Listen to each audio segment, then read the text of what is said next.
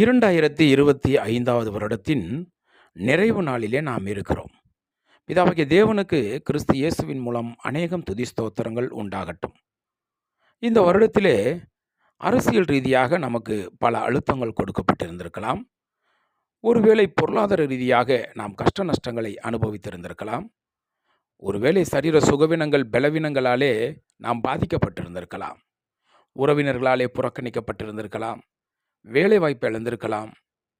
சரியான உணவு, உடை, இருப்பிடம் கிடைக்காமல் நாம் கஷ்டப்பட்டிருக்கலாம். எது எப்படியாக இருந்தாலும், நாம் சந்தோஷப்படும்படியான பல தருணங்கள் இந்த வருடத்திலே கண்டிப்பாக இருந்திருக்கும். நாம் கஷ்ட நஷ்டத்தையே பார்க்காமல், நாம் உயிர் வாழ்வதற்கு தேவன் கொடுத்த இயற்கை ஆசீர்வாதங்கள். நமக்கு பல சந்தர்ப்பங்களிலே மனம் முறிவடைந்திருந்தாலும் கூட, நாம் மரணமடைந்து போகாதபடிக்கு தேவன் நமக்கு எவ்வளவோ ஆலோசனைகளை கொடுத்திருந்திருக்கிறார்.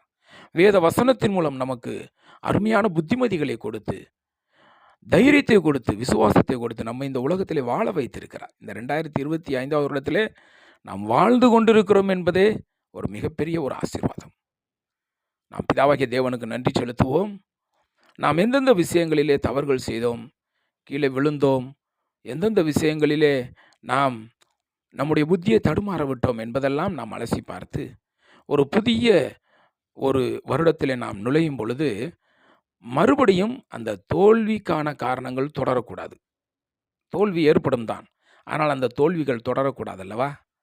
அனுதினமும் வேதத்தை வாசிக்கவும், ஜெபிக்கவும், சகோதரரோடு ஐக்கியப்படவும், கர்த்தருடைய நாளிலே நாம் எல்லாரும் ஒன்று கூடவும், இப்படியாக நாம் ஒரு புதிய சிந்தனையோடு, தீர்மானத்தோடு நாம் புதிய வருடத்திலே நுழைய வேண்டும். அப்படி என்றால் இந்த பழைய வருடத்திலே, இந்த வருடத்திலே நாம் எந்தெந்த விஷயங்களிலே தவறுகள் செய்தோம் என்று சொல்லி நாம் ஒரு பட்டியல் தயார் செய்து, அவைகளை மறு ஆய்வு செய்து, நம்மை சோதித்தறிந்து நாம் ஒரு புதிய வருடத்திலே நுழைய வேண்டும். இந்த 2025வது வருடம் எத்தனை பேர் இந்த உலகத்தை விட்டு போய்விட்டார்கள். அகால மரணம், தற்கொலை, இன்னும் இயற்கை பேரழிவுகளினாலே, இன்னும் பல காரணங்களை சொல்லலாம். எத்தனையோ பேர் போய்விட்டார்கள். ஆனால் நமக்கு ஜீவன் கொடுக்கப்பட்டிருக்கிறது. அதனுடைய காரணம் இதுதான்.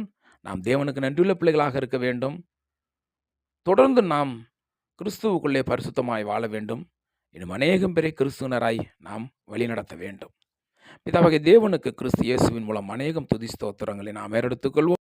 ஃபர்ஸ்ட் செஞ்சுரி கிறிஸ்டியன் லைப்ரரி மூலமாக நடத்தப்படும் எல்லா ஆவிக்குரிய காரியங்களுக்கும் தங்களுடைய ஒத்துழைப்புக்காக மிகவும் நன்றி.